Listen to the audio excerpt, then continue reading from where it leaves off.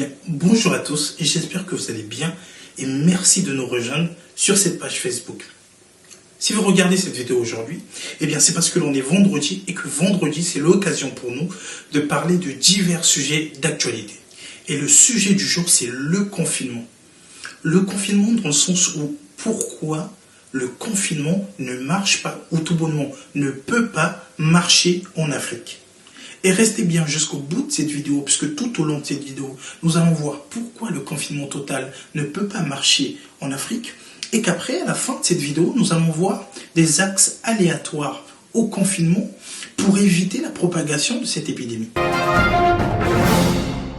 Alors, Patrice Talon, qui est le président actuel du Bénin, a dit lors d'une interview que vous pouvez retrouver sur France 24, mais également sur RFI, sur YouTube, que si nous prenons des mesures qui affament tout le monde, elles finiront très vite par être bravées et bafouées.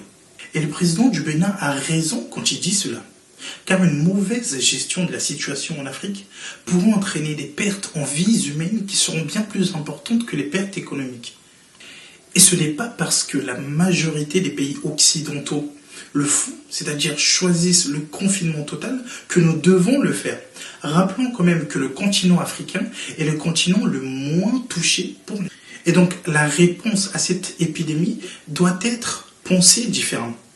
Différente dans le sens où, sur un plan culturel, ce n'est pas les mêmes modes de vie, ce n'est pas les mêmes modes de consommation, ni les mêmes habitudes de vie et de consommation, ce qui fait qu'en Afrique, le secteur informel domine l'ensemble des économies. En effet, le poids de l'économie informelle est considérable en Afrique.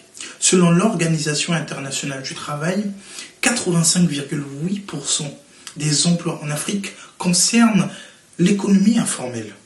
À titre d'exemple, si l'on prend une capitale telle que Kinshasa, 90% des personnes vivent grâce à l'économie informelle.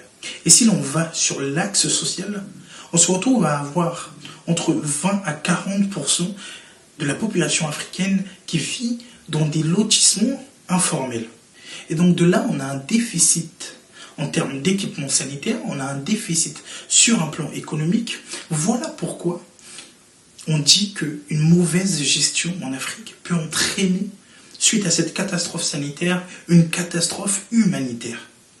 Et c'est ce qui nous pousse à dire que le confinement total, sans moyens, sans mesures d'accompagnement, est tout simplement impossible en Afrique. Et que nous souhaitons des mesures d'accompagnement sur un plan social, sur un plan économique et sanitaire.